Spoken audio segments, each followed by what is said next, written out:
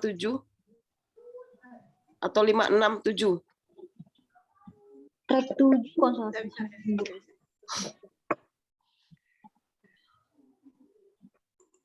Ya benar. Berarti HIB duluan. Ya udah, Kelompok itu aja 7 sih, Dan. sama 8, Bu. Udah cukup terjawab. 78. 78 itu kelas berapa? Kalau di kelas A nggak ada track 7 sih, Bu.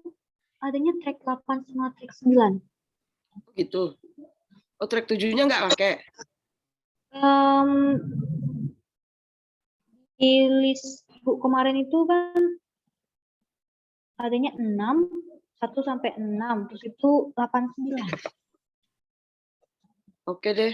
Yang penting ada itu ya semuanya. Sampai 9 itu ada gitu loh. Walaupun yang ada mungkin di kelas B gitu. Yang penting multi track-nya tuh ini semua. Dibuat kelompok, dibuat diskusi semua gitu loh. Oke, silahkan untuk yang berarti yang HIB track 6 sama track 7. Iya Bu, ini kelompok 7 dari track 6 dulu. Oke, track 6. Yang track 7-nya siapa? Kelompok B.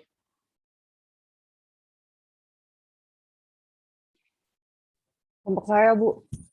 Oh, Olivia. Ya. Oke, sekarang untuk HIB saya persilakan dulu kalau yang track 6. Kalau yang kelas A ini track 7 sama track 8 ya.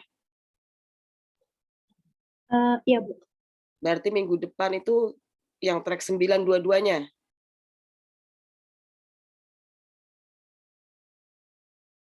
Apa habis di sini?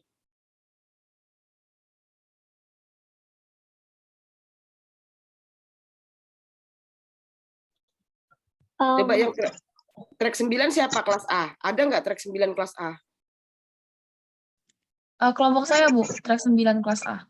Nah, kalau kelompok B, HIB, kelas HIB track 9 ada nggak?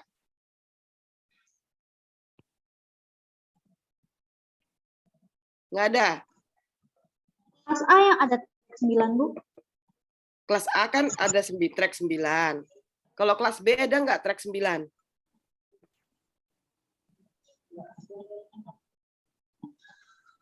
Berarti kalau yang B, kelas B itu sampai track 8 aja.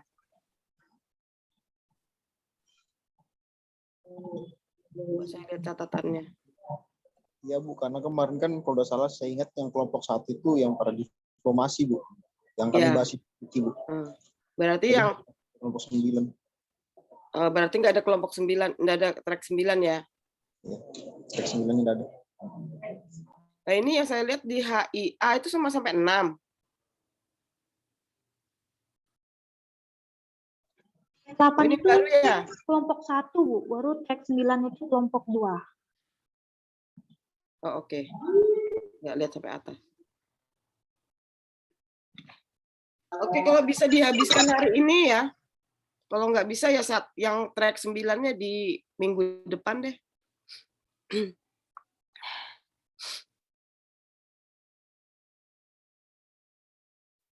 Oke, saya persilahkan untuk kelas B dulu. Yang track 6 sama track 6 dulu deh. Track 6 HIB sama selingan ya. Track 7 HI A baru HIB. Atau HIB semua dulu deh. Baru nanti ke A. Biar enggak ini.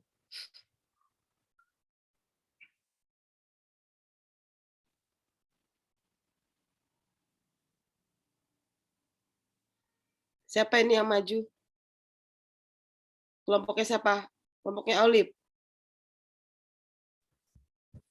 Bukan, Bu. Oh, Deswani.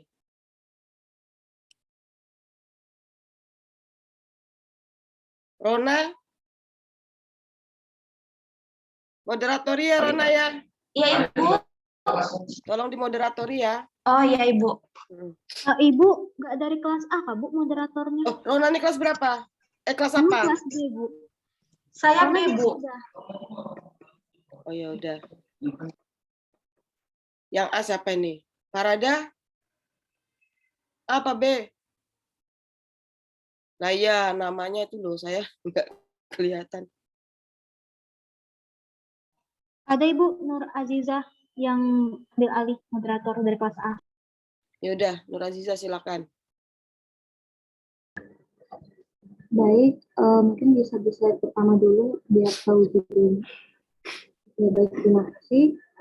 Saya buka. Assalamualaikum warahmatullahi wabarakatuh. Selamat sore semuanya.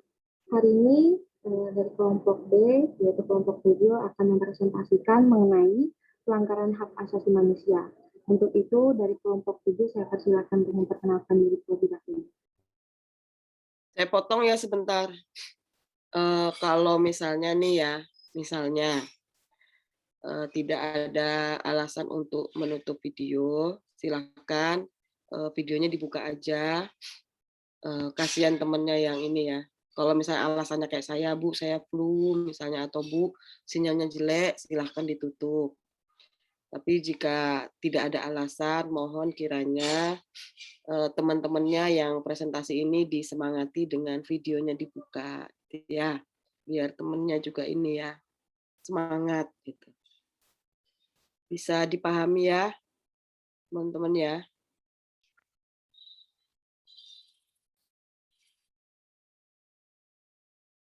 Kalau misalnya alasannya sinyal Bu atau lagi sakit, ya saya persilahkan.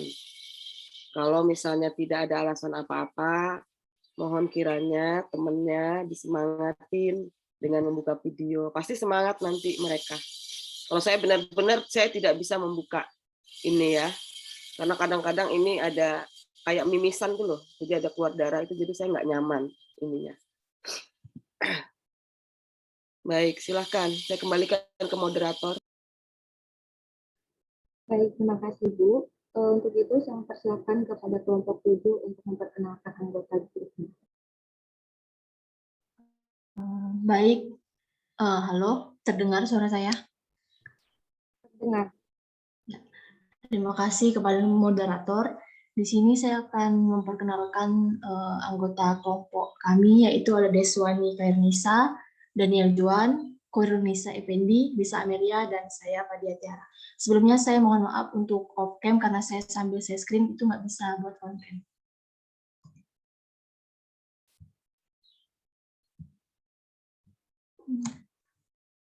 Baik, langsung saja. Seperti yang kita tahu, para akademisi membuat konsep multi-track diplomasi. Dan di sini kami membahas mengenai track 6 yang mana dalamnya membahas mengenai aktivisme perwujudan perdamaian, di mana menekankan pada aktivisme perdamaian dalam hal HAM, keadilan sosial, dan ekonomi. Atau dapat dikatakan aktivisme apabila memperjuangkan hak-hak masyarakat yang berada di ujung tombak. Aktivisme dilakukan dalam bentuk protes, pendidikan, aturan, dukungan pengawasan, serta advokasi itu sendiri. Aktivisme juga memiliki tugas yaitu mengkritisi ataupun menolak suatu kebijakan melalui cara yang dimiliki kelompok tersebut. Mereka beranggapan apabila dapat mengubah suatu kebijakan yang telah dihasilkan, dapat membantu untuk mensejahterakan masyarakat. Kelompok aktivisme ini memiliki pandangan yang dimulai dari aksi, kemudian menyampaikan pendapat. Kelompok aktivis merupakan pergerakan massa yang cukup besar. Adapun contoh kasus dari track 6 yang kami angkat ialah terkait globalisasi dan pelanggaran HAM yang terjadi di Myanmar. Selanjutnya saya serahkan kepada teman saya. Baik, terima kasih. Untuk selanjutnya, ada pembahasan sosialisasi hak asasi manusia terkait erat dengan fenomena globalisasi. Jadi perkembangan teknologi informasi dan komunikasi, kemajuan infrastruktur, serta peningkatan intensitas perdagangan dunia itu mempercepat sosialisasi asasi manusia ke seluruh penjuru dunia. Interdependensi dan konektivitas menjadi karakter penting dan sebuah peristiwa dapat kita ketahui ya dari tempat yang sangat jauh dengan cepat dan biayanya juga murah. Kelaparan atau bencana alam di sebuah tempat dengan cepat ditolong oleh masyarakat dunia. Untuk selanjutnya,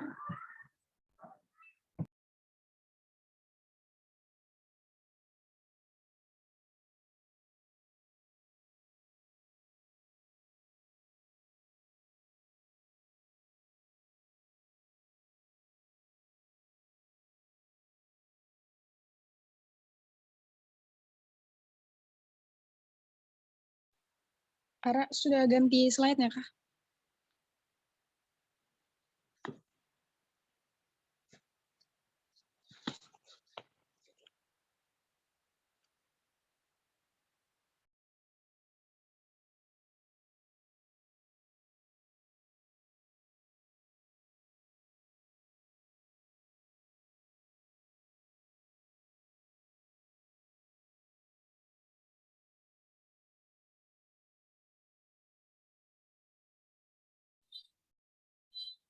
Kenapa ini keluar kan ininya?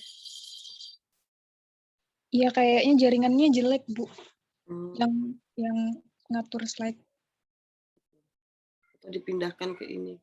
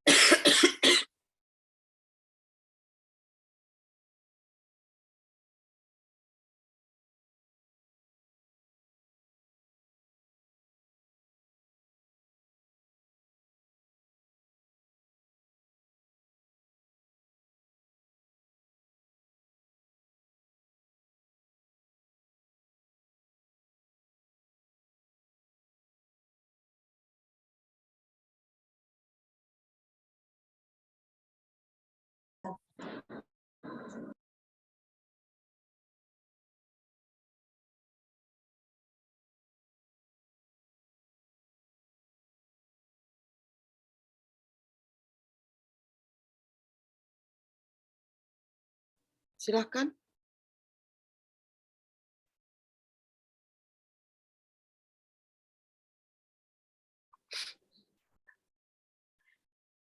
Kayaknya hari ini tuh juga cuma 3 ya. Kalau 4 itu nggak mungkin bisa ini. Kayaknya keluar lagi, jadi saya langsung masuk aja ke materi saya. Ya. Saya di sini mau ngejelasin sedikit tentang penyebaran nilai HAM dan demokrasi. Kayaknya sebelumnya deh.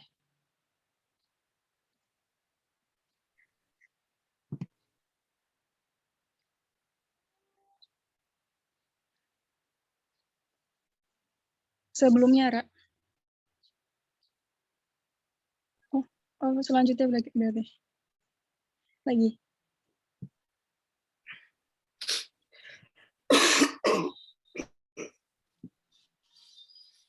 Next lagi.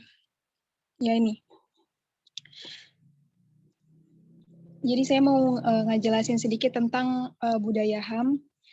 Penyebaran nilai HAM dan demokrasi ini menimbulkan penolakan dari beberapa pemimpin negara. HAM dan demokrasi dipersepsikan sebagai budaya barat yang dikenal dengan istilah Amerikanisasi, karena kaitannya itu erat dengan gaya hidup masyarakat Amerika. Budaya baru ini sangat berbenturan dengan budaya lokal seperti pernikahan sejenis, pornografi, porno aksi, atau individualisme. Seperti yang dikatakan Lee Kuan Yew, mantan Perdana Menteri Singapura, dan Soeharto, mantan Presiden Indonesia, bahwa HAM itu adalah budaya barat yang identik dengan kehidupan kekerasan dan asusila. Nilai HAM yang berlaku di barat itu nggak selalu cocok dengan negara-negara Asia. Contohnya Singapura sama Indonesia itu sebagai negara yang paling aktif menyuarakan ketidaksetujuan terhadap kebijakan sanksi Uni Eropa. Next slide.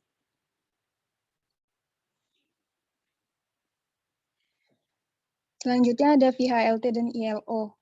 ILO atau International Labour Organization atau dalam bahasa Indonesia itu Organisasi Perburuan Internasional adalah badan perserikatan bangsa-bangsa, yaitu yang terus berupaya mendorong terciptanya peluang bagi perempuan dan laki-laki untuk memperoleh pekerjaan yang layak dan produktif secara bebas, adil, aman, dan bermartabat. Pada tanggal 21 sampai 23 Februari 2005 itu ILO mengirimkan Very High Level Team atau VHLT ini ke Myanmar untuk mengevaluasi pelaksanaan konvensi ILO nomor 29 di Undang-Undang Myanmar. Habis itu VLT ini ngelaporin penemuannya pada bulan Maret 2005 kepada ILO governing body mengenai tenaga kerja paksa yang ada di Myanmar. Laporan tim tersebut tuh membenarkan dugaan penggunaan tenaga kerja paksa secara sistematis oleh tentara Myanmar. Terus laporan itu tuh ngasih rekomendasi kepada pemerintah Myanmar untuk secara tegas ngelarang penggunaan tenaga kerja paksa di Myanmar. Terus pada bulan Maret 2005 itu ILO ada ngejatuhin resolusi kepada Myanmar kalau ILO tuh minta semua negara ILO untuk mempertimbangkan kembali hubungannya dengan pemerintahan Myanmar. Terus pada tanggal 21 April 2005 itu Direktur Jenderal ILO minta semua anggotanya untuk mendesak pemerintah Myanmar untuk nggak memperpanjang penggunaan tenaga kerja paksa. Namun resolusi ILO ini nggak membawa perubahan yang signifikan dalam penggunaan tenaga kerja paksa di Myanmar. Selanjutnya, materi selanjutnya akan dijelaskan oleh teman saya. Baik, terima kasih. Di dunia internasional pada tahun 2012 terjadi konflik di Myanmar, yaitu konflik kepada etnis Rohingya. Konflik tersebut sudah terjadi di Myanmar sejak lama, namun media internasional baru mulai meliputnya di tahun 2012, sehingga banyak negara mulai mengklaim tindakan pemerintah Myanmar. Akibat respon dunia internasional, konflik semakin memanas dan ditandai dengan pembunuhan, pemerkosaan, dan pembakaran rumah-rumah warga etnis Rohingya. Selanjutnya, konflik etnis Rohingya dan Rohingya tak mendapat titik damai. Upaya-upaya yang dilakukan oleh lembaga internasional maupun internasional serta negara-negara tidak membuat konflik itu terselesaikan. Justru semakin banyak tindakan kekerasan yang dilakukan terhadap etnis Rohingya. Semenjak diterbitkannya kebijakan berhumanisasi, etnis Rohingya tidak diakui. Warga Rohingya dengan segala tindakan yang brutal berusaha melakukan segala cara untuk mengusir etnis Rohingya dari Myanmar. Kebijakan berhumanisasi yang telah dikeluarkan membuat etnis Rohingya harus menjadi stateless atau tidak mempunyai kewarganegaraan. Tindakan demi tindakan kekerasan diluncurkan kepada etnis Rohingya sehingga timbul rasa tidak nyaman yang mengharuskan etnis Rohingya harus mengungsi ke beberapa negara seperti Bangladesh, Indonesia, Malaysia, dan Thailand. Next slide. Jumlah korban yang terus meningkat, maka konflik etnis yang terjadi di Myanmar termasuk dalam kejahatan genosida, di mana ada tindakan untuk memusnahkan etnis Rohingya dari Myanmar dengan cara membunuh, membantai, hingga tidak mengakui etnis Rohingya sebagai warga negara Myanmar. Selanjutnya akan dibacakan oleh teman saya.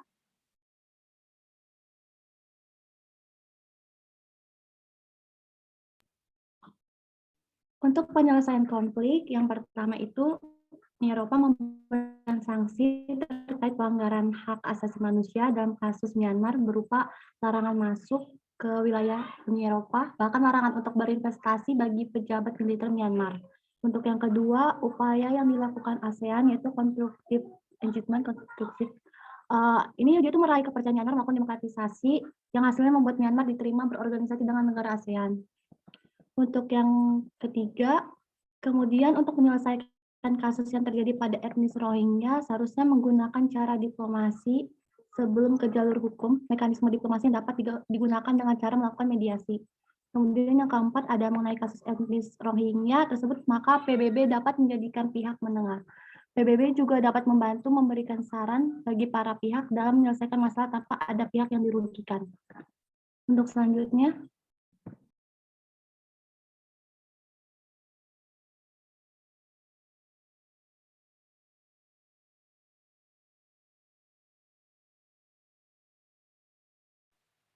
Kesimpulan dari materi kami hari ini berdasarkan pembahasan sebelumnya dapat disimpulkan bahwa kasus Myanmar dalam penyebaran nilai HAM ini menimbulkan pertentangan munculnya ASEAN Way menjadi simbol perlawanan dengan pertumbuhan ekonomi dan kesejahteraan masyarakat menjadi prioritas negara. Myanmar memiliki banyak masalah sehingga melibatkan negara lain dalam penyelesaiannya seperti masalah HAM, lingkungan hidup, atau pembangunan organisasi regional.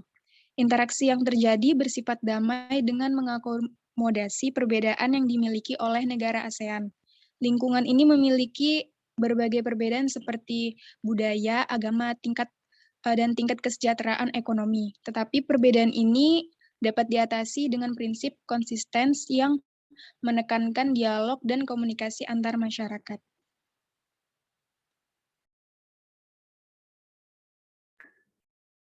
Baik, terima kasih kepada kelompok 7.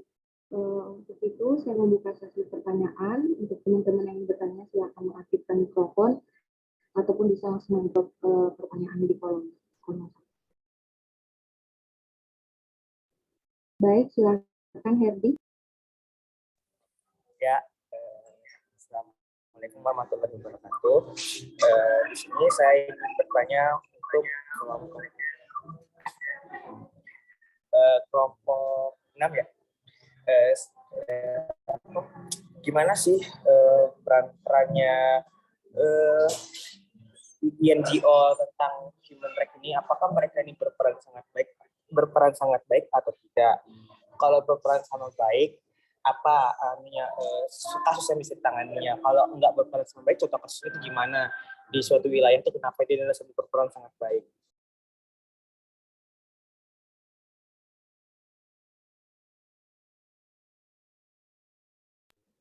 Baik, terima kasih Herdi. Apa ada lagi pertanyaan dari teman-teman?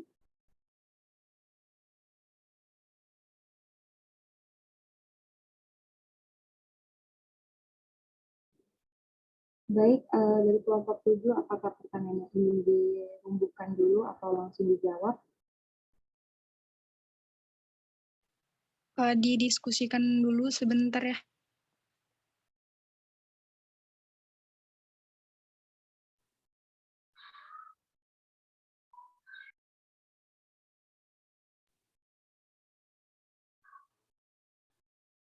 Oke, sambil didiskusikan, nanti mohon maaf 2 aja ya dulu ya. Saya kayaknya nggak tahan ini. Jadi mohon maaf. Nah, sekiranya nanti kalau memang toh Bu ternyata dari pihak akademik itu cuma 2 kali lagi maju gitu ya, atau 2 kali lagi ya, kayaknya ya kita tinggal 2 kali pertemuan gitu ya. Iya, Bu.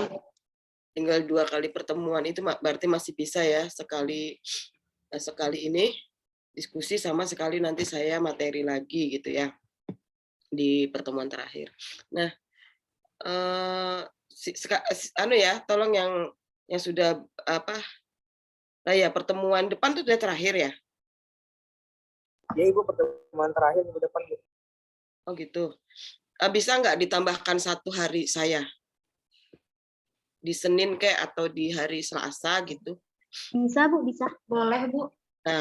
Nah itu untuk menghabiskan ini, sama saya kasih materi sekali lagi ya, gitu. Karena saya nggak tahan kalau hari ini sampai 4 ya. Mungkin nanti saya mau antigen juga ini, takut juga ya. Jadi tolong diperhatikan sebenarnya kalau mau membuat semacam esai atau tulisan itu ya, karena beberapa ini hanya ada beberapa yang menurut saya ya bagus, semuanya bagus ya, hanya saja urutannya gitu ya. Maksud saya ketika membuat esai, saya tentukan misalnya kamu mengerjakan track 6 misalnya ya, kasih isunya apa. Nah, itu kan sebenarnya mudahnya itu kan kita cuma ada latar belakang gitu ya, kemudian apa yang akan dilakukan gitu ya, baru isinya seperti apa kan gitu. Jadi cuma yang pertama itu menjelaskan sebenarnya ada peristiwa apa, peristiwanya apa gitu ya. Nah kemudian mengapa peristiwa itu terjadi, katakanlah begitu. Baru track 6 itu masuk itu bagaimana gitu. Dia ikut menyelesaikan itu tuh seperti apa gitu. Dalam tanda kutip ya, menyelesaikan itu bukan memandekkan langsung, oh ini ketika ini masuk perangnya berhenti misalnya gitu kan, itu kan banyak ada proses kan gitu. Jadi kalau yang second track itu kan lebih banyak ke hal-hal yang apa ya, ibaratnya menjaga gitu ya, hubungan baik ya, peacekeeping seperti itu, peace building kan gitu ya, menjaga itu. Nah, tulisannya udah bagus, hanya saja mengaturnya itu loh, mengaturnya terbalik-balik. Tadi saya ketika melihat ini tadi, wah ini kok tiba-tiba langsung berbicara HAM nih apa nih gitu kan. Nah, harusnya kan langsung aja dulu gitu kan, bahwa ini ada peristiwa di Myanmar seperti ini gitu ya. Nah, peristiwa itu dinamakan pelanggaran HAM. So, seperti itu aja gitu kan. Nah, untuk pelanggaran HAM ini siapa yang ibaratnya yang masuk ke sana untuk melihat itu gitu ya. Ada organisasi apa misalnya untuk apa namanya melihat itu semua dan mengatakan itu HAM, kemudian apa upayanya gitu ya. Nah itu baru dijelaskan seperti itu. Jadi nggak kebolak-balik gitu ya. Tadi HAM-nya dulu gitu ya, baru ini. Sebenarnya kan harusnya peristiwanya dulu apa gitu kan. Oh ini ada peristiwa begini-gini, itu yang dinamakan pelanggaran HAM. Baru menjelaskan tentang pelanggaran HAM itu ini loh. Nah, seperti itu baru bagaimana kemudian upaya. Nah, siapa yang melakukan upaya ini? Nah, tadi ada organisasinya ini, dia masuk dalam track 6 misalnya gitu. Udah dibahas aja track 6 itu seperti apa. Apa yang dilakukan. Prosesnya apa. Nah, jadi enggak jangan apa ibaratnya tuh mudah kalau gitu ya, mudah urutannya dan nggak usah dibuat susah gitu. Nggak usah dibuat rumit seperti itu. Tapi saya lihat sih bagus aja ya ininya, isinya tuh bagus, mengangkat isunya juga bagus. Oke, sudah ada yang bisa menjawab, silahkan. Permisi Bu, izin menjawab pertanyaan dari Herdi. Jadi untuk dikatakan efektif atau tidaknya, sebenarnya INGO itu tuh udah menjalankan perannya sebaik mungkin. Dia tuh dalam memperjuangkan isu terhadap Rohingya melalui strategi informasi untuk menarik dukungan global. Terus dia tuh juga meminta pemerintah Myanmar untuk menghentikan diskriminasi dialami etnis Rohingya tersebut. Kalau ditanya tingkat keberhasilannya itu, kalau ditanya tingkat keberhasilannya itu sebenarnya masih rendah ya Bu. Masih rendah, sehingga butuh penguatan dari partisipasi dalam organisasi internasional dengan memberikan ruang yang lebih bebas dalam diskusi ataupun juga konsultasi. Selain itu, aktor negara ini dituntut untuk lebih demokratis dengan adanya keterbukaan politik. Kemudian pada masyarakat sipil ini telah memberikan pengaruh terhadap situasi di Myanmar dengan memperjuangkan nilai-nilai hak asasi manusia. Salah satunya dengan dibukanya akses bantuan kemanusiaan di Myanmar. Mungkin yang lainnya ada mau nambahin? Nah, cara menjawab juga Mbak, itu hati-hati. Kalau misalnya Anda mengatakan belum efektif. Nah, efektif, tidak efektif, atau belum efektif itu seperti apa? Nah, kalau mahasiswa HI itu harus bisa, ataupun studi HI ya harus bisa menjelaskan itu. Jadi tidak hanya sekedar menjawab itu belum efektif, tapi juga harus ada bukti kan. Itu seperti apa? Terus tadi dikatakan masih apa? Rendah. Apanya tadi? Mas Herdi, Bu. Masih Bukan, rendah, masih rendah, Bu. Masih enggak, rendah. maksudnya tadi loh, masih rendah. Oh. Apanya tadi? Kayak mungkin kasusnya tingkat keberhasilannya ya. Ya, Tingkat keberhasilannya masih rendah. Nah, yang dikatakan berhasil itu seperti apa sih gitu? Harus apa dia? Nah, kemudian rendahnya itu bagaimana? Misalnya kalau misalnya 1 itu dikatakan tingkat keberhasilan, nah masih rendah itu Bu, yang tadinya dia 0,1, dia masih baru masuk ke 0,3. Jadi masih rendah Bu, tidak bisa mencapai 1 gitu loh. Itu harus bisa dipahami seperti itu juga menjawabnya. Jadi jangan sampai terjebak gitu kan. Nanti akan muncul pertanyaan lain nanti, loh efektifnya itu seperti apa? Nah, itu ya. Nah, itu yang sebenarnya pertanyaan-pertanyaan yang bisa menjebak juga gitu. Dan itu harus dijelaskan dengan bukti yang ada. Nggak bisa kita hanya menjelaskan belum efektif, tidak efektif. Nah, tidak efektifnya kan mana gitu kan ya.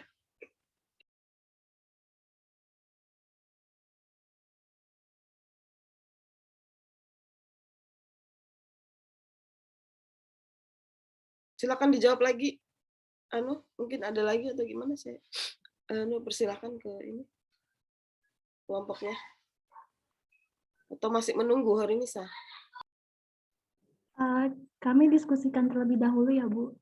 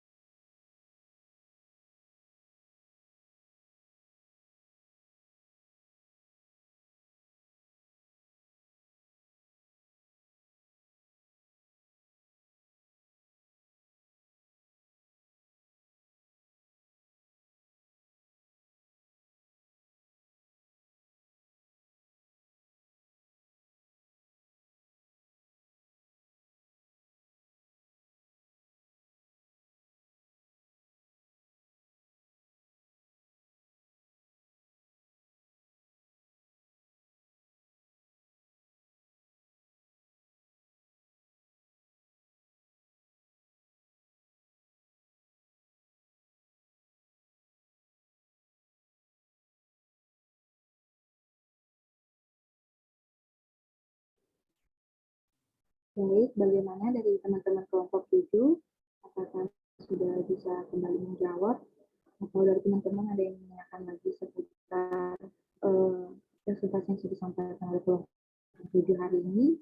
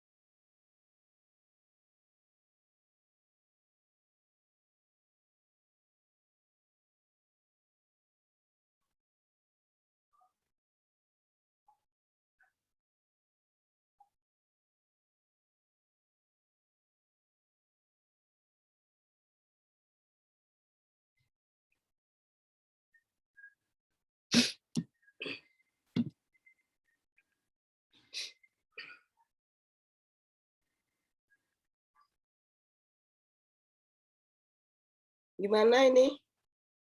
Untuk si Herdi gimana? Kalau misalnya belum apa namanya itu belum efektif itu kayak contoh kasus itu di mana gitu dia belum efektif gitu kan? Di contoh kasus apa gitu yang bilang tadi itu belum efektif gitu. Kalau sudah efektif itu contoh kasus apa gitu Bu, atau kelompoknya itu yang efektif?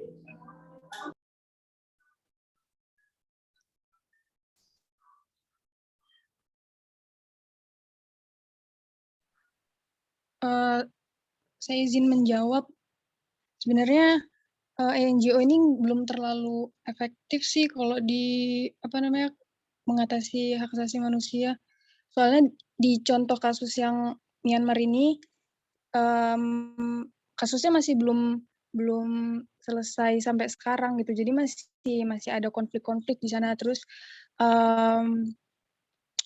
sudah ada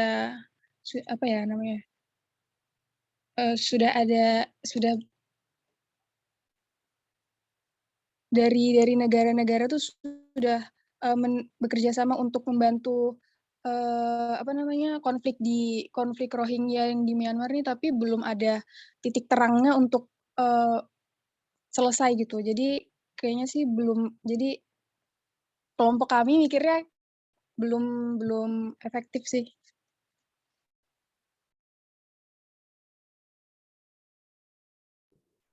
Baik, bagaimana Herdi? Apakah sudah terjawab? Jadi kelompok kalian oke, saya sudah mengerti. Terima kasih.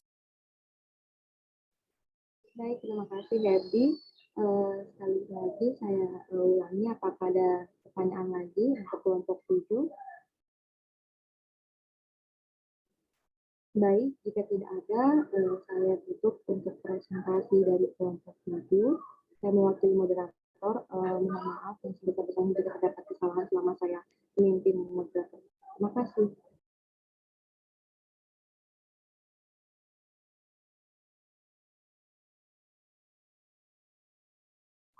Oke, baik.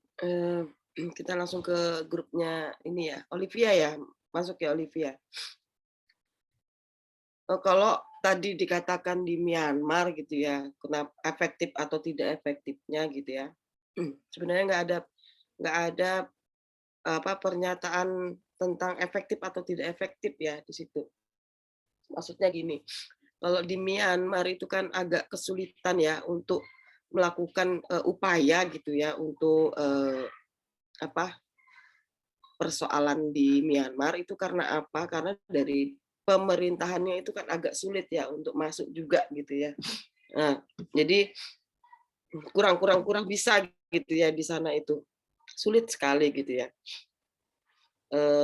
Setingkat ASEAN pun ya juga agak sulit ya ketika Ya karena itu tadi kan kalau di ASEAN itu ada prinsip yang tidak boleh ikut campur dalam urusan dalam negerinya suatu negara kan begitu ya. Nah, jadi memang agak sulit untuk masuk ke sana. Sehingga bisa dikatakan tadi ya. Jadi nggak ada istilah yang efektif atau tidak efektif gitu ya. Juga sulit untuk mengukur itu gitu. Yang jelas ada usaha ke sana gitu ya untuk melakukan upaya gitu ya. Oke, silahkan untuk Olivia.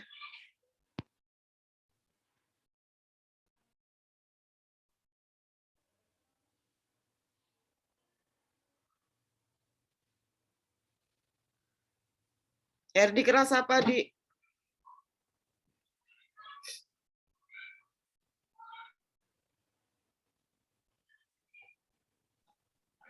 Moderatornya dari kelas A, Bu.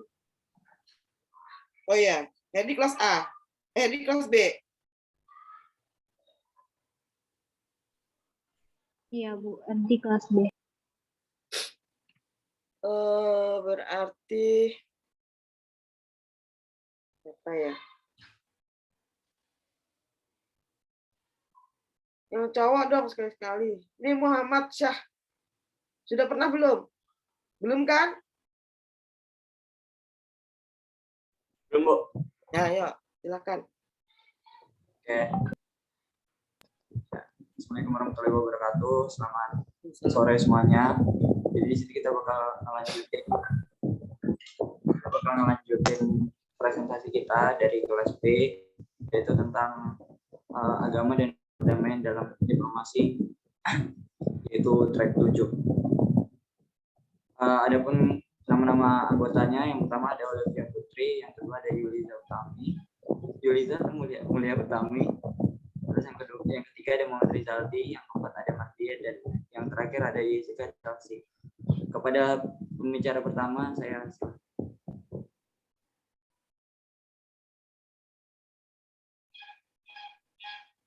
Oke, terima kasih moderator. Sebelum masuk ke materi, saya akan memberikan kisi-kisi mengenai apa yang akan dibahas pada presentasi ini.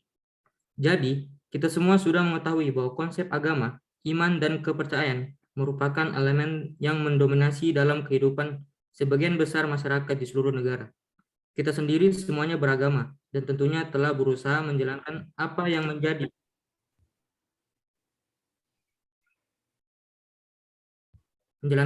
menjadi ajaran dari agama kita masing-masing. Ajaran agama yang dijadikan pedoman moral dalam bertindak akan mempengaruhi perilaku seseorang, baik terhadap orang lain, komunitas, dan bahkan hingga keseluruhan ekosistem di muka bumi. Di dunia yang dinamis ini, di mana interaksi manusia kini berada pada tingkat global dan dipermudah juga oleh teknologi, konflik yang ada di masyarakat menjadi semakin kompleks, dan penyelesaiannya juga semakin berkembang, menyesuaikan pada intensitas konflik tersebut. Pada presentasi ini, kami akan membahas mengenai bagaimana konsep agama dan perdamaian bisa menjadi strategi penyelesaian konflik internasional sebagai jalur ketujuh dalam multi-track diplomasi. Bagian pertama presentasi ini akan menjelaskan mengenai agama dan bagaimana pengaruhnya terhadap individu. Jadi, untuk menjelaskan bagaimana konsep agama dan perdamaian bisa berperan dalam diplomasi, kita harus mengetahui terlebih dahulu bagaimana konsep agama bisa berperan pada kehidupan individu. Peran utama agama pada individu adalah sebagai pedoman moral dalam bertindak. Agama memberikan manusia gambaran mengenai tujuan hidup, konsep hati nurani, dan rasa tanggung jawab sebagai penghargaan dan pengakuan akan keberadaan Tuhan. Ajaran-ajaran agama akan digunakan oleh para pemeluknya sebagai pedoman moral yang memberikan aturan mengenai bagaimana baik dan buruknya dalam bertindak. Di mana tindakan yang baik akan mendapatkan pahala dan tindakan yang buruk akan mendapatkan dosa. Dan bagaimana mendapatkan pahala akan mendapatkan surga dan mendapatkan dosa akan mendapatkan neraka. Secara garis besar, seluruh agama memiliki nilai atau ajaran berinti sama, seperti menganjurkan berbuat baik kepada seluruh makhluk hidup, dan sesama manusia. Hidup dengan landasan persaudaraan dan solidaritas demi mewujudkan perdamaian dan kesejahteraan bersama, dan menghindari seluruh perbuatan yang akan berdampak buruk dan merugikan pihak lain. Maka dari itu, muncullah poin kedua, yaitu agama sebagai pembentuk norma sosial. Ajaran agama mengenai bagaimana perilaku yang baik dan buruk, kemudian menentukan bagaimana perilaku yang pantas bagi suatu kelompok masyarakat, setidaknya umatnya. Sehingga juga dapat disebut bahwa agama turut membentuk kaidah sosial atau peraturan sosial. Maka dari itu, agama kemudian memberikan tanggung jawab pada pembentukan norma sosial dan mengaitkannya juga pada konsep penyelamatan sebagai jaminan dari seluruh ajarannya. Melihat dari kedua peran agama pada individu ini, kita kemudian dapat menyimpulkan bahwa orang beragama yang menjalankan ajaran agamanya dengan baik akan menunjukkan sikap yang baik, juga sebagai bentuk tanggung jawab kepada Tuhan dan ajarannya. Hal ini berarti orang yang beragama dan menjalankan ajaran agamanya dengan baik dapat dikatakan sebagai orang yang baik. Akan tetapi, tidak berarti semua orang yang beragama adalah orang yang baik dan sebaliknya, orang yang tidak beragama adalah orang yang tidak baik. Karena konsep kebaikan tidak mutlak hanya bersumber dari ajaran agama. Ke materi selanjutnya.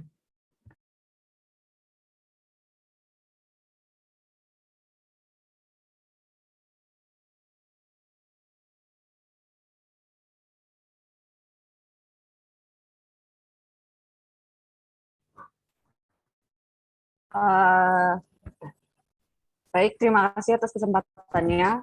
Ini suara saya bisa dengar atau belum ya?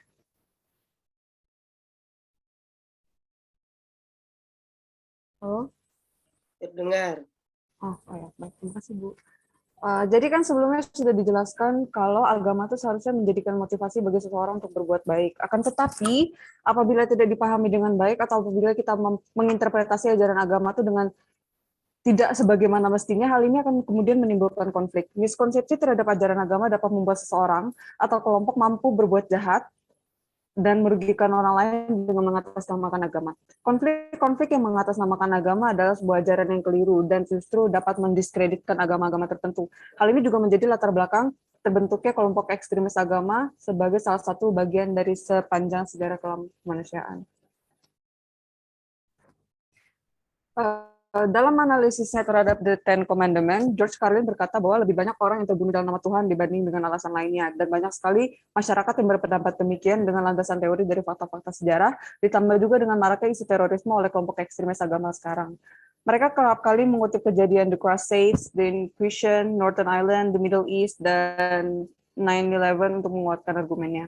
Hal ini membuat persepsi orang terhadap agama kian memburuk dan keimanan orang akan Tuhan kian meluntur hingga berujung kepada the rise of non-believer. Memang menjadi seorang ateis itu menjadi seorang ateis atau agnostik itu bukanlah sesuatu hal yang salah ya, memilih untuk percaya atau tidak percaya sama Tuhan itu kan subjektif banget. Namun sangat disayangkan apabila seseorang kemudian menjadi anti agama karena persepsi sepihak yang salah terhadap agama ini. Hal ini juga kemudian menimbulkan pertanyaan, bagaimana bisa agama berperan dalam diplomasi, terlebih sebagai agen untuk mempromosikan perdamaian dan penyelesaian masalah, apabila agama sendiri pada faktanya dapat dikatakan sebagai sumber konflik juga. Saya sendiri terus terang sebelum mempelajari materi ini juga berpendapat demikian. Saya merasa kalau agama itu selama ini banyak membuat masalah, padahal terlepas dari fakta, kalau memang ada perang atau isu atau konflik di mana agama adalah faktor utamanya, riset objektif sejarah itu mengungkapkan bahwa mereka yang terbunuh atas nama agama pada kenyataannya hanyalah sebagian kecil dari sejarah berdarah konflik manusia. Meskipun kesannya nggak etis untuk membandingkan jumlah korban jiwa, mengingat seluruh kejadian yang bersangkutan ini merupakan tragedi dalam sejarah, indikator utama untuk menentukan besar tidaknya suatu perang atau konflik adalah dengan melihat jumlah korban dan besar kerugian fisik yang terjadi pada lingkungan dan perekonomian negaranya akibat si konflik itu. Apabila kita membandingkan, The Crusade diperkirakan memakan sebanyak 1-3 juta korban jiwa, The Inquisition sebanyak 3.000 jiwa, 9/11 sebanyak 2.996 jiwa, dan kelompok terorisme hingga saat ini tiap tahunnya memakan sekitar 10-25.000 korban jiwa. Sedangkan Perang Dunia I sendiri memakan hingga 60 juta korban jiwa. Dan apabila kita membandingkan juga dengan kondisi sekarang di tengah pandemi global, jumlah korban jiwa akibat COVID-19 itu jauh lebih besar dari gabungan jumlah seluruh korban jiwa akibat konflik beragama sepanjang sejarah. Bahkan jumlah korban jiwa akibat isu kelaparan dan kemiskinan itu sangat jauh lebih besar dibandingkan korban jiwa akibat konflik beragama ini. Temuan-temuan ini membuktikan bahwa agama sebenarnya bukanlah penyebab utama dalam konflik, baik sepanjang sejarah maupun hingga sekarang. Namun sayangnya adanya konflik-konflik ini membuat agama kerap kali dikonotasikan buruk. Begitu banyak yang meyakini bahwa agama merupakan pionir utama dalam seluruh tragedi kemanusiaan, dan terus terang seperti yang saya bilang tadi, saya juga sebelum mikir gitu. Hal ini tentunya menjadi tantangan dalam diplomasi perdamaian, dan sebagai usaha untuk mengubah persepsi yang buruk tersebut, komunitas beragama atau kelompok beragama kemudian berupaya untuk membuktikan bahwa konsep dan ajaran agama yang sesungguhnya tidak didasari oleh perang dan kekerasan. Bagian selanjutnya akan membahas mengenai bagaimana agama bisa membawa perdamaian dalam diplomasi dan berperan dalam penyelesaian konflik internasional melalui kelompok religiusnya. Kepada penyaji selanjutnya dipersilakan. Baik, terima kasih atas waktu yang diberikan. Meskipun pada akhirnya kelompok beragama memang turut mengakibatkan eskalasi konflik, kebanyakan waktu kelompok beragama juga yang menjadi penyelesai dari konflik tersebut, guna mempertahankan esensi perdamaian. Suaranya kedengaran nggak? Kedengaran tapi kecil.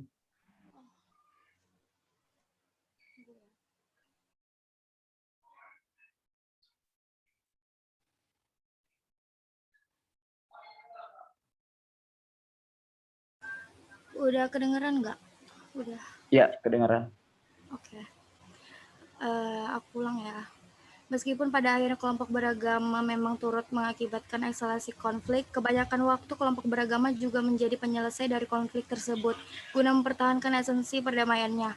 Dalam multi-track diplomasi, kelompok beragama atau komunitas yang beranggotakan figur-figur agama berpendapat bahwa kelompok mereka berada pada garda terdepan dalam upaya mewujudkan perdamaian dunia. Mereka beranggapan bahwa segala permasalahan di dunia sebenarnya disebabkan banyak masyarakat yang belum memahami agama secara utuh dan mempermasalahkan yang mengatasnamakan agama.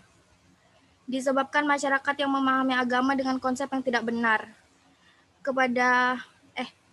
Kelompok religius ini dianggap menjadi salah satu track yang penting yang ada di dalam multi-track diplomasi, karena berdasarkan asumsi bahwa manusia yang ada di dunia terbagi atas berbagai kelompok dan masing-masing agama.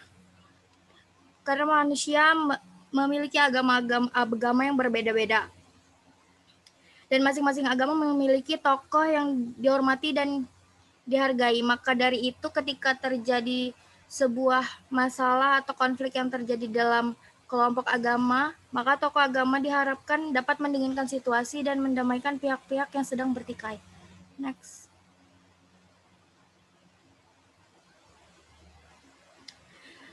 Agamaisasi politik atau politisasi agama dalam lingkungan yang dinamis saat ini berarti bahwa agama melalui kelompok religiusnya menjadi semakin berperan dalam diplomasi, baik dengan secara langsung terlibat maupun secara figuran yang memotivasi dan menginspirasi aktor lain. Pada figur keagamaan yang besar atau pemimpin agama memiliki peran penting dalam komunitas mereka dan membentuk sikap dan pemahaman masyarakat tentang dunia di sekitar mereka. Masyarakat dalam komunitas beragama memandang pemimpinnya sebagai sosok yang baik, teladan, dan menginspirasi. Maka dari itu, sebagai sosok yang menjadi perwakilan dari umatnya, konsultasi dengan para pemimpin agama harus menjadi aspek rutin dalam kegiatan diplomatik. Next. Secara garis besar, peran agama dalam diplomasi terbagi menjadi dua. Yang pertama, agama sebagai pemisah atau agen rekonsiliasi. Agama dapat menjadi kekuatan untuk rekonsiliasi yang menjaga stabilitas politik atau irisan lainnya dari politik pemecah belah. Nilai-nilai belas kasihan kepada sesama dan konsep solidaritas yang pada intinya membantu dan menanggung beban dari orang lain demi meringankan penderitaan mereka diterima secara universal oleh agama dan filosofi spiritual di dunia. Hampir semua ajaran agama merangkul persahabatan, berupaya melakukan rekonsiliasi secara koeksistensi damai antar suku, budaya, bangsa, dan negara, menghormati perbedaan, dan memberi pengampunan. Pola pikir ini sejalan dengan ajaran dan perspektif diplomasi yang berupaya menyelesaikan permasalahan internasional demi mencapai perdamaian dunia. Contoh kejadian di mana agama berperan sebagai pemisah atau agen rekonsiliasi dapat dilihat pada peran Gereja Katolik dalam memediasi konflik di wilayah regional Chiapas antar kaum Zapatista dan pemerintah Meksiko pada tahun 1960-an. Next. Yang kedua adalah agama sebagai jembatan. Pakar dan diplomat kebijakan luar negeri seharusnya tidak mengabaikan para pemimpin agama dan aktivis religius sebagai pemain yang tidak dapat diandalkan dalam diplomasi track 2 atau resolusi konflik. Dengan menganggap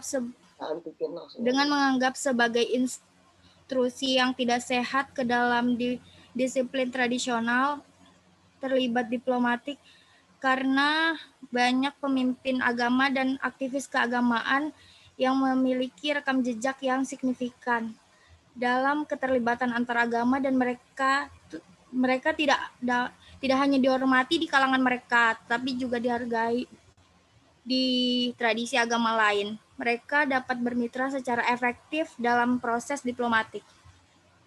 Prasyaratnya adalah bahwa tokoh agama diberi akses ke para pemimpin nasional dan pakar kebijakan luar negeri, tidak di saat damai tetapi juga pada saat krisis atau keadaan darurat. Contoh kejadiannya di mana agama berperan sebagai jembatan dapat dilihat dari peran The Holy See atau Gereja Katolik yang mempengaruhi negosiasi terhadap Presiden AS dan pada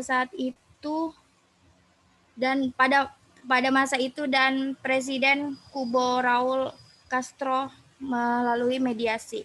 Pemateri selanjutnya dipersilakan.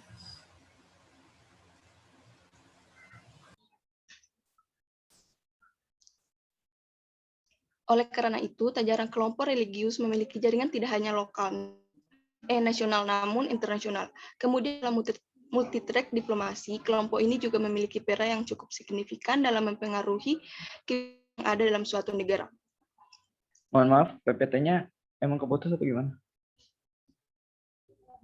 Ini udah share lagi, Kak? Belum ada.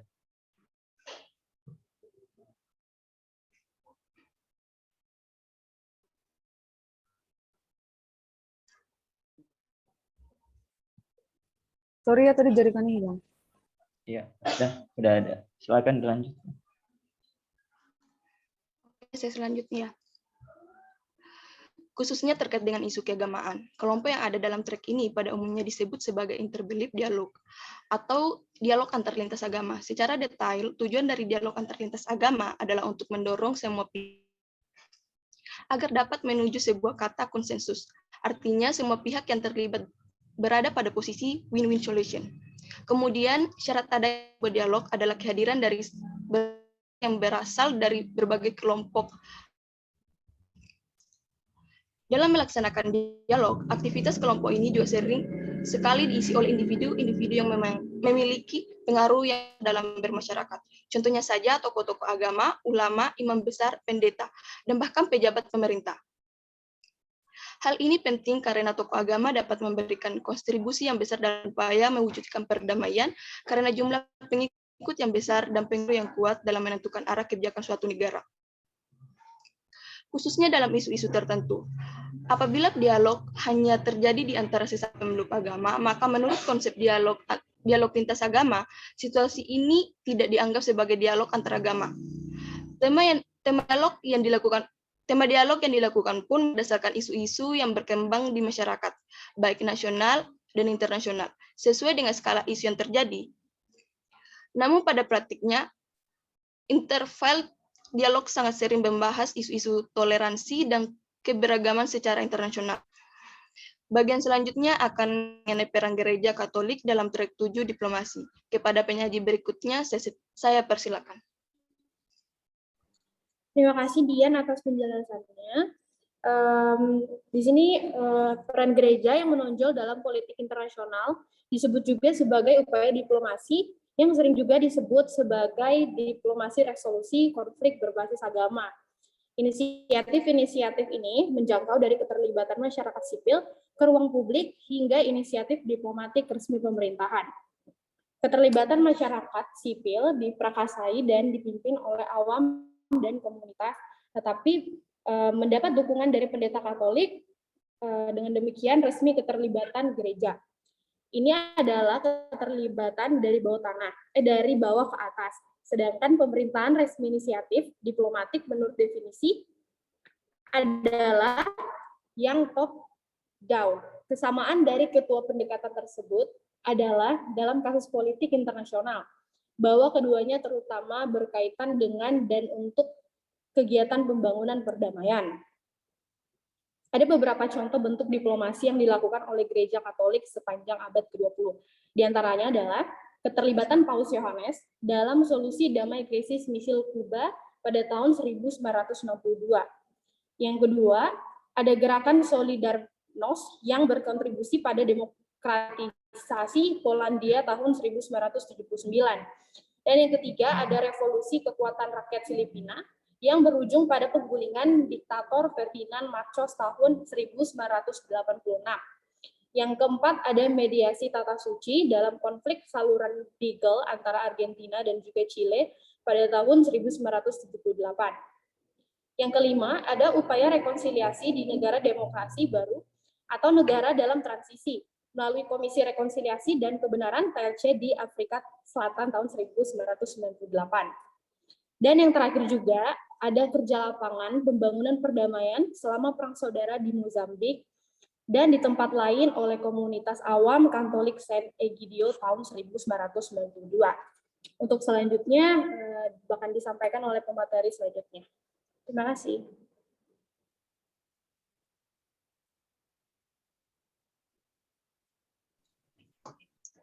Baik, terima kasih Jessica. Untuk info tambahan, sebenarnya masih banyak lagi peran-peran gereja yang memiliki impact signifikan dalam diplomasi. Tapi kami rasa 6 contoh ini lagi dengan 2 dari slide sebelumnya, total 8 contoh kasus sudah cukup untuk membuktikan bahwa gereja Katolik atau The Holy See telah banyak berperan dalam diplomasi dan membantu resolusi konflik dari banyak negara. Dan sebenarnya tidak hanya gereja Katolik saja, ada banyak organisasi keagamaan lainnya juga yang telah mampu berperan dalam diplomasi ini. Seperti contohnya ada Ahmadiyah Muslim Community yang telah berperan dalam peace building di wilayah Kusumu, Kenya. Perannya masih banyak lagi, tapi kami contohkan satu itu saja ya. Di Indonesia kita punya MUI yang telah banyak berperan dalam diplomasi keagamaan hingga saat ini. Yang paling baru di Februari tahun 2021, MUI selaku representatif dari masyarakat Muslim Indonesia turut mendukung pemerintah dalam menyuarakan kekhawatiran pada kondisi politik di Myanmar. MUI menekankan bahwa permasalahan di Myanmar dapat diselesaikan melalui dialog intervensi, termasuk dengan kelompok minoritas Muslim Rohingya di sana. Ada 4 usulan MUI dalam menangani konflik ini. Yang pertama, pihak berwenang di Myanmar untuk menerapkan resolusi PBB untuk melindungi semua kelompok minoritas termasuk minoritas Muslim. Yang kedua, persidangan para pelaku pelanggaran HAM terhadap minoritas Muslim Rohingya agar bisa lebih Yang ketiga, pihak berwenang di Myanmar untuk menindaklanjuti keputusan Mahkamah Internasional Januari 2020 yang memerintahkan Myanmar untuk mencegah kemungkinan genosida terhadap minoritas Muslimnya ke depannya. Yang keempat, pemerintah untuk membina kerjasama anggota ASEAN, OKI, dan PBB untuk memastikan gejolak politik tidak memperburuk kondisi WNI yang berada di kondisi komunitas Muslim di negara tersebut, Rohingya. Dengan melihatnya yang telah dilakukan oleh MUI dalam menangani konflik ini, kita dapat bahwa MUI telah berupaya untuk berperan sebagai agen resolusi konflik untuk menyelesaikan permasalahan yang ada di Myanmar, dan juga sebagai jembatan yang menyalurkan aspirasi masyarakat lokal yang menginginkan perlindungan kepada sesama umat Muslim, yakni Muslim Rohingya, kepada pemerintah. Untuk menanggapi hal ini, pemerintah Indonesia itu juga telah luar negeri sehubungan dengan Myanmar. Dari kebijakan luar negeri ini adalah kebijakan mengevaluasi efektivitas kebijakan Indonesia, termasuk upaya diplomatik dan kontribusi bantuan kemanusiaan dalam hal menemukan solusi untuk konflik yang sedang berlangsung yang mempengaruhi baik komunitas Muslim Rohingya yang masih berada di Myanmar dan juga yang telah menemukan tempat sementara di Bangladesh. Demikian materi yang bisa kami sampaikan dari presentasi ini, lebih kurangnya kami mohon maaf. Selanjutnya kami kembalikan kepada moderator. Terima kasih kelompok 8. Itu tadi presentasi dari kelompok 8 dari HIB berkaitan dengan multitrack diplomasi track 7, yaitu tentang diplomasi agama atau religion. Selanjutnya kita masuk ke sesi tanya jawab. Bagi teman-teman yang ingin bertanya bisa langsung raise hand atau ketik di kolom chat.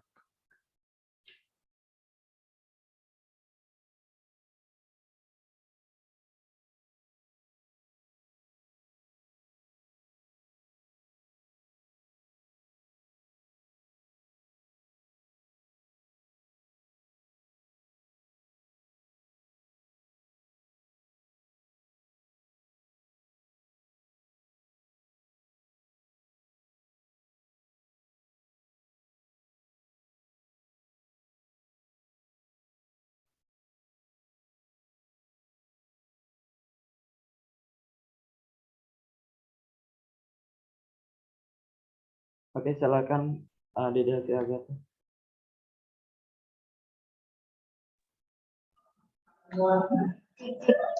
Suara saya ada, moderator? Siapa ada? Oh ya, baik. Sebelumnya terima kasih buat kesempatannya. Izin bertanya untuk teman-teman dari track 7. Pertanyaannya tuh gini, kan dari track-track lain itu kan ada tuh melakukan beberapa kegiatan kayak kolaborasi antar negara dalam guna perdamaian. Lalu apakah di track 7 ini juga melakukan kegiatan serupa yang berbasis agama, namun tujuannya perdamaian gitu? Nggak cuma satu agama aja, tapi kayak ada kolaborasi agama yang berbeda-beda gitu atau gimana? Itu saja sih, terima kasih. Terima kasih Dede Hati Agatha.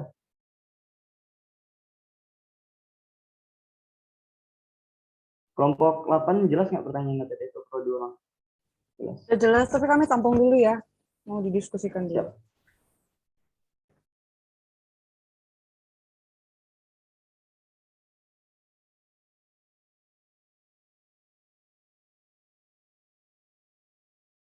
Selanjutnya ada pertanyaan dari Fikri Ismail di chat. Saya ingin bertanya, mohon maaf di kolom chat. Tapi pernahkah diplomasi dengan tokoh pemuka agama ini pernah gagal atau tidak bisa menyelesaikan solusi atau permasalahan? Terus ada pertanyaan dari Amelia Nur. Permisi, maaf saya bertanya melalui chatroom. Tadi sempat dibahas mengenai kelompok religius yang memiliki figur agamawan di dalamnya. Mereka menganggap bahwa mereka menjadi garda terdepan dalam mewujudkan perdamaian dunia. Tetapi mengapa fakta yang terlihat saat ini tidak demikian? Banyak sekali konflik agama antar agama atau komunitas suatu agama dengan lingkup masyarakat yang jika disimpulkan malah tidak ada perdamaian di dalamnya. Bisa berikan pendapat kalian mengenai hal ini?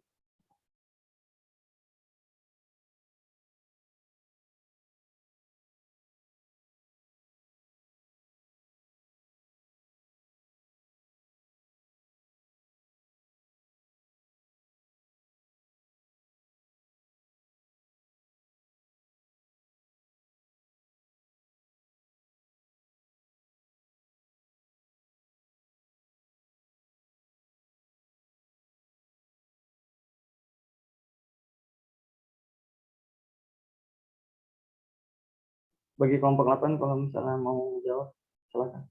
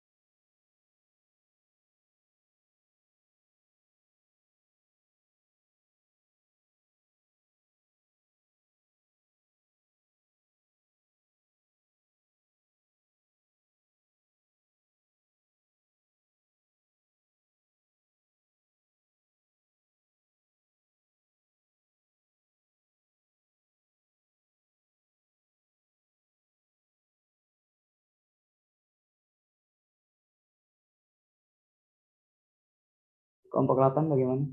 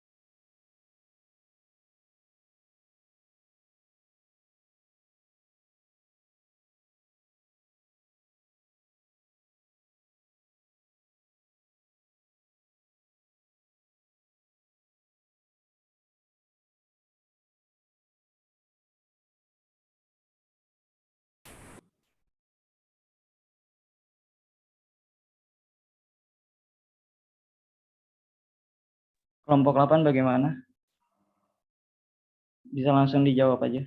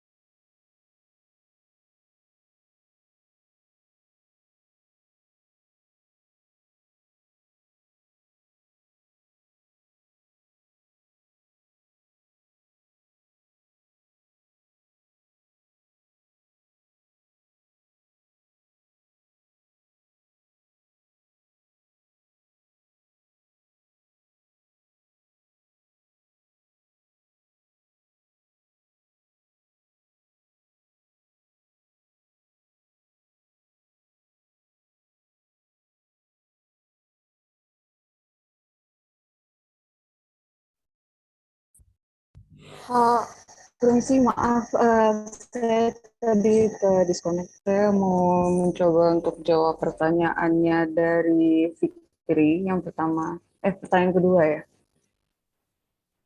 Ya, pertanyaan kedua. Oh ya. Jadi untuk menjawab pertanyaan Fikri, dari yang saya sudah cari-cari barusan, saya bakal bilang iya.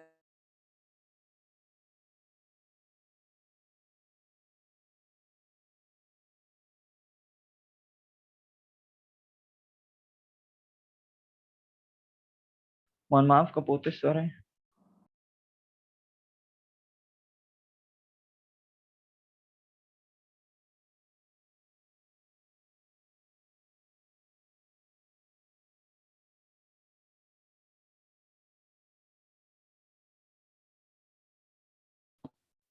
Gimana? Sudah kelompok Olivia? Belum, Bu. Ini suaranya keputus, Bu. Mungkin dari teman-teman kelompok 8 yang lain bisa bantu ngejawab pertanyaan dari yang mau dijawab Olive tadi. Nomor 2. Halo? Kedengaran? Ini suaranya udah jelas kan? Jelas. Ya. Saya ulang, jadi untuk menjawab pertanyaannya Fikri, dengan mudah saya bakal bilang iya. Jadi salah satu organisasi keagamaan Muslim, Ahmadiyah Muslim Community yang sudah disebutkan sebelumnya tadi, AMC itu selama ini sudah berusaha untuk mempromosikan bahwa Islam itu adalah agama yang damai dan semestinya tidak melakukan sebagaimana yang dilakukan sama ISIS. Ahmadiyah Muslim Community, di berita ini dikatakan bahwa Ahmadiyah Muslim Community, the oldest and one of the largest organizations in the faith, presents a panel of government and law enforcement officials for a discussion on ISIS and how to stop terrorism. They'll also examine the true nature of khilafah and how it's different from what ISIS and the like are advocating for. Akan tetapi dengan adanya ISIS sampai sekarang dapat dibilang kalau ya AMC itu gagal untuk menyelesaikan permasalahannya. Tapi setidaknya dia sudah berusaha untuk kayak menjelaskan bahwa Islam tuh sebenarnya nggak kayak gitu. Dan itu harus diapresiasi. Terus tuh untuk menjawab pertanyaannya Ade tadi, kami sebenarnya harus Google dulu. Saya sebenarnya juga belum menemukan kerjasama yang berkaitan dengan diplomasi dan politik dan sebagainya. Jadi kalau misalnya ada dari kelompok saya yang ingin menambahkan bisa banget. Jadi mengetahui bagaimana Islam itu kan sangat didiskriminasi ya di negara-negara Eropa. Bagi umat Muslim yang ada di sana, beribadah tuh hal yang susah. Bahkan tanpa COVID aja buat nyari masjid, buat ibadah tuh susah. Jadi ini saya nemu berita kalau umat Kristen di Berlin menawarkan gereja untuk Muslim menunaikan sholat Jumat. Asosiasi ini terjadi karena solidaritas gereja melihat bagaimana umat Islam menderita dan bertanya kepada kami, apakah Anda perlu beruang untuk berdoa. Jadi kalau dilihat dari berita ini bisa dibilang kalau ini bentuk kerjasama mereka dalam mewujudkan perdamaian. Tuh. Terus tadi pertanyaan apa lagi ya? Pertanyaan dari Amal. Perlu dibacakan ulang nggak?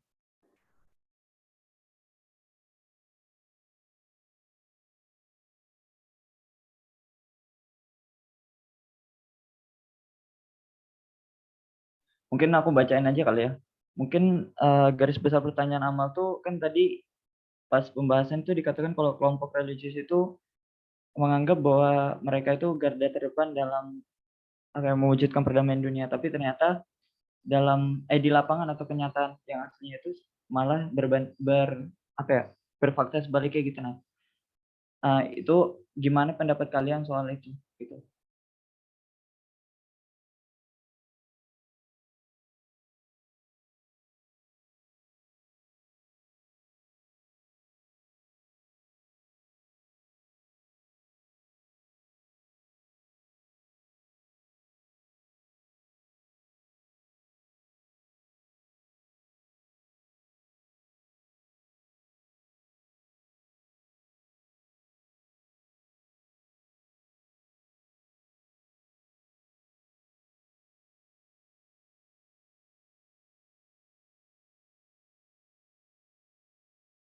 Ya, ngomong-ngomong soal pertanyaan Amal tadi, bagaimana Fikri sama Ade, apakah jawaban dari kelompok 8 tadi sudah memuaskan atau ada yang mau ditanggapin atau ditambahkan?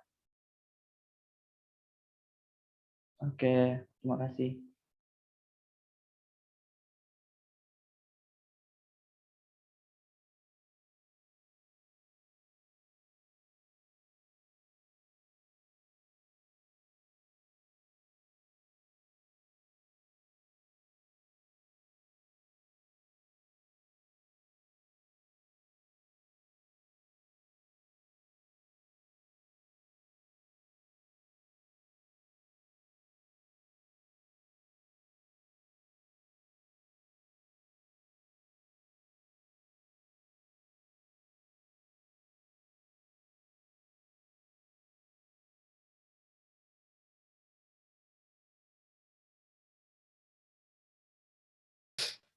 Tinggal yang ini ya, pertanyaan di akhir ini. Ya Bu, tinggal pertanyaannya dari Amal, kelas A. Kalau misalnya kalian melihat pertanyaan dari siapa tadi, Amal ya? Ya Bu. Ini untuk semua nih ya. Ada yang tahu kenapa nggak?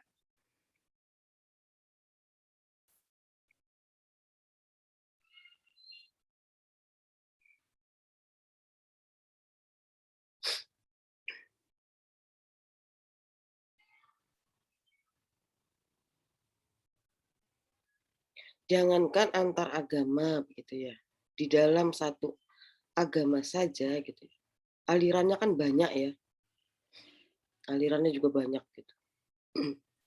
Nah, jadi kalau kita melihat itu kan sepertinya gitu ya, banyak sekali agama yang apa ya, sampai agama kan harusnya diatur ya agama-agama gitu ya, harus dipisahkan dari yang lain gitu ya. Entah itu politik atau apa gitu ya. Karena urusannya agama adalah menyangkut kemaslahatan umat lah, katakanlah seperti itu ya. Kalau orang Islam kan begitu ya. Nah, tapi banyak juga gitu ya agama yang terkait dengan kepentingan gitu ya. Entah itu kepentingan suatu kelompok, segelintir orang gitu ya, yang mengatasnamakan itu. Jadi banyak yang dipolitisasi gitu agama itu. Gimana nggak konflik gitu ya kalau sudah masuk begitu. Nah, itu pasti ya ketika agama itu kemudian di sini kan mengatakan banyak sekali konflik agama gitu ya. Nah, ketika ada kata-kata konflik agama itu pasti ada politisasinya, nggak mungkin itu hanya murni ya itu urusan agama yang ini gitu. Tidak, pasti ada semacam kepentingan yang dipaksakan masuk dalam situ gitu. Nah, itu yang terkadang menyebabkan konflik kemudian dijadikan alasan apa? Itulah konflik agama gitu. Ya. Jadi itu. Ya pertanyaannya bagus dan tapi perlu hati-hati untuk menjawabnya ya. Seperti itu. Soalnya mengenai agama percaya. Satu contoh gitu ya. Ini mungkin di luar ini tapi masuk gitu ya. Kayak misalnya Permendikbud yang sekarang ini lagi marak-maraknya tuh, yang Permendikbud 30 tahun 2021 gitu ya. Kan langsung dikaitkan karena ada frasa tanpa atau dengan persetujuan korban gitu ya.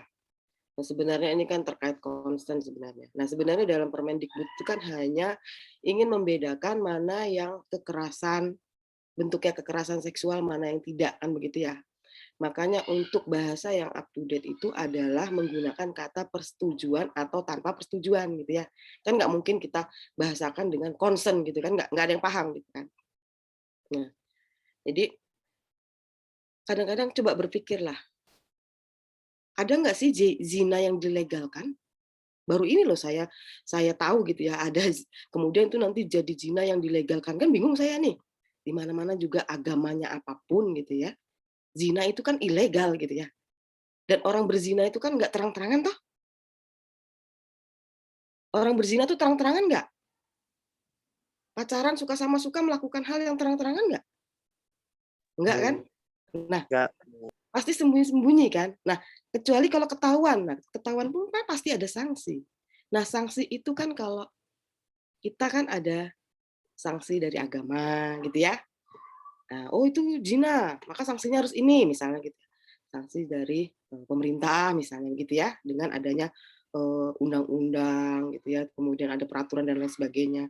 Kemudian kalau dia di mana di universitas atau perguruan tinggi atau di dimanapun gitu ya di tempat pendidikan katakanlah, itu kan pasti ada aturan kan yang mengatur itu gitu. Gimana kalau misalnya untuk asusila, mahasiswa misalnya ketahuan nih di bawah tangga berciuman misalnya bermesraan misalnya gitu kan pastinya akan dikenai sanksi gitu ya. Oh kamu melanggar tata tertib universitas gitu kan, kamu melanggar tata tertib universitas seperti itu. Nah kalau dia melanggar agama itu berzina ya silahkan gitu, agama yang ngurus kalau itu memang zina kan. Nah sebenarnya kan kita dibuatkan regulasi atau peraturan seperti itu kan untuk melindungi warga negara kan, nggak ada yang buruk kan. Nah coba dilihat kembali, kalian juga harus jeli gitu ya. Nah kenapa ini kemudian kontroversi, jadi kontroversi gitu.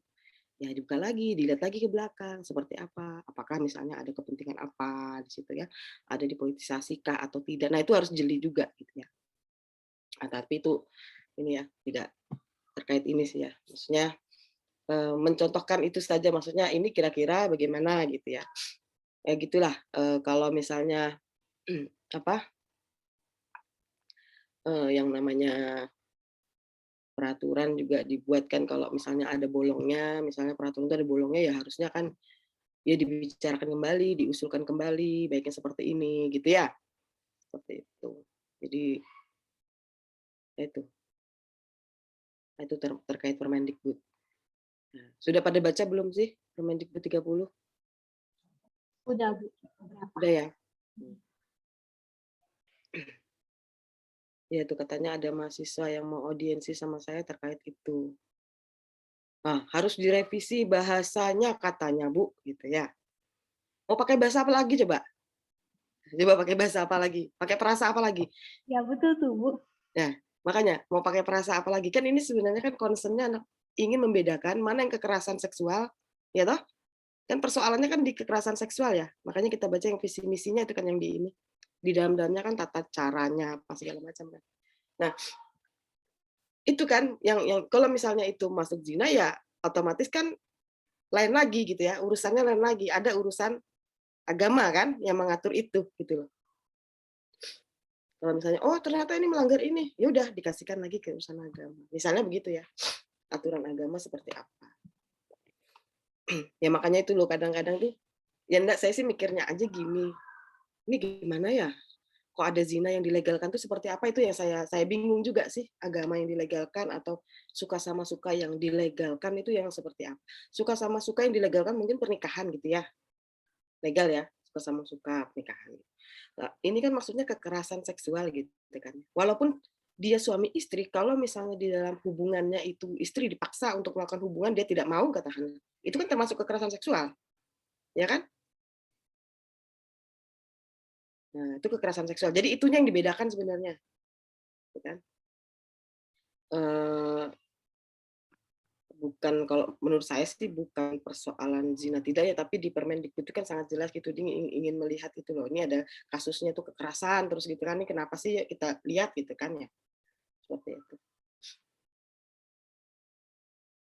Oke, jadi itu ya kalau untuk itu tadi ya, kenapa kok konflik terus, padahal ini sudah ada pemersatunya gitu ya, ibaratnya ada toleransinya gitu. Nah tapi terkadang gitu ya, konflik-konflik itu kan terjadi ketika itu misalnya dipolitisasi atau itu ada kepentingan-kepentingan ya yang dipaksakan di situ yang tidak sesuai, katakanlah begitu. Katakanlah dalam Islam saja banyak alirannya gitu ya, ada beberapa kepentingan yang dipaksakan di sana gitu ya. Enggak cuma Islam, ada juga di agama lain juga begitu ya. Jadi banyak sekali. Jadi memang ini apa ya, sangat ini ya, sangat rumit ya, sangat complicated sebenarnya seperti itu. Oke, ada lagi yang ingin diinikan lagi? Apa cukup? untuk kelas ini? Olive mau jawab pertanyaan dari Oke. Amal. Oke. Silakan, Olive. Ya, silakan, Nip. Maaf, saya ini tadi. Saya pikir tadi Olive sudah ini. Iya, Bu, jaringan saya jelek banget. Siap. Jadi untuk merespon pertanyaannya tadi, jadi berdasarkan teorinya, kelompok agama tuh memang menganggap bahwa mereka tuh adalah garda terdepan dari perdamaian dengan menganggap kalau semua konflik yang terjadi di dunia itu sekarang terjadinya karena miskonsepsi terhadap agama. Akan tetapi kalau melihat pertanyaan Amal barusan yang menyatakan bahwa figur agamawan sekarang itu tidak menampilkan sebagaimana mestinya yang dia teorikan, saya terus terang agak kurang setuju. Terlepas dari adanya figur-figur agama yang nakal, yang nggak bertanggung jawab dalam tindakannya dan jadinya justru mendiskreditkan agamanya sendiri, sampai sekarang kelompok agama tuh juga masih berperan baik kok dalam diplomasi. Contoh paling baru tuh gimana Gereja Vatikan turut menyumbang dana untuk menangani COVID. Di berita yang saya barusan baca dikatakan bahwa Paus Fransiskus, figur utama dari Gereja Katolik, itu menyumbang ventilator dan medical supplies lainnya untuk rumah sakit yang ada di Eswarini. Contoh lokalnya ada juga MUI yang turut menyuruhkan ke masjid-masjid di tingkat RT RW untuk menggalang dana untuk membantu warga yang terdampak pandemi COVID-19. Di sini MUI itu berperan sebagai aktor inspiring figure. Jadi kami rasa nggak adil untuk bilang kalau figur agamawan tuh nggak menampilkan sebagaimana mestinya. Padahal yang salah itu ibarat kayak sepersekian aja dari banyaknya figur-figur yang lain yang bagus gitu loh. Itu dari saya. Terima kasih. Ya, terima kasih Olive. Gimana Amal? Ada tanggapan?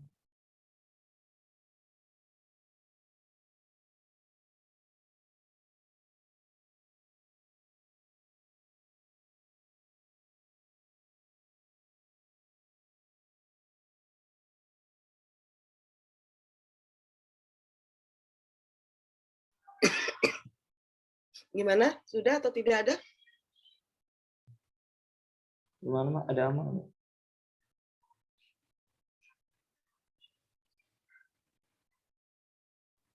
Sebenarnya nggak ada lagi sih, Bu. Jadi, ya. Terima kasih kelompok 8 yang udah mempresentasikan track 7 tentang agama dari kelas HIB. Saya sebagai moderator mohon maaf apabila ada salah kata dan perbuatan yang disengaja maupun tidak disengaja. Mohon dimaafkan. Ya. Assalamualaikum warahmatullahi wabarakatuh. Saya kembalikan ke Bu Yayu. Ya. Baik, terima kasih. Ini kita foto dulu ya. Soalnya tuh akademik minta bukti. Saya nggak usah pakai kamera, biarlah. Saya nggak suka lihat wajah saya kalau sakit, jelek banget. USS ya. Oke. Ayo buka, senyum semua. Slide pertama. Si Ade ini sama pacarnya terus kalau foto. Aku nggak mau. Nah itu loh si ini sama adiknya Muhammad Rahuni. Nggak apa-apa ikut adiknya. Jangan dimarahin. Slide kedua.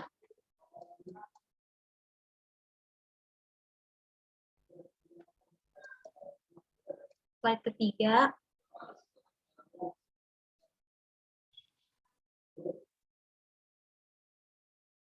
Bentar.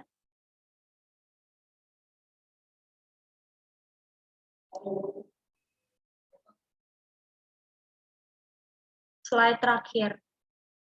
Sudah. Oke. Oke, terima kasih untuk hari ini. Mohon maaf dalam keadaan yang tidak nyaman. Insya Allah ya minggu depan itu kita ada materi sekali dan sekali lagi untuk dihabiskan kelompoknya. Kalau ada waktu ya Adek ya, tolong diinikan Dek waktunya. Kayaknya Senin nggak bisa Dedek kalau Senin, soalnya Selasa juga nggak bisa saya kalau tanggal 30. Karena saya itu ada KP2 dari Bontang ini apa? Presentasi apa? Ke materi. Senin aja nggak apa-apa juga sih Senin. Nanti cari setelah kalau cuma ini ya, diskusi ya. Yang Senin gitu loh. Untuk yang hari Kamisnya nanti tetap materi 1 kali lagi. Itu. Senin atau Rabu juga enggak apa-apa. Seperti itu ya. Nah, baik. Kalau mau Selasa pun tapi siang gitu, Dek, enggak apa-apa, Dek. Kalau ada bisa siang, yang lainnya bisa juga gitu ya. Oke, cukup untuk hari ini. Terima kasih. Assalamualaikum warahmatullahi wabarakatuh. Selamat sore. Assalamualaikum warahmatullahi wabarakatuh. Terima kasih, Bu. Sehat selalu. Ibu. Cepat sembuh, Ya. Bu.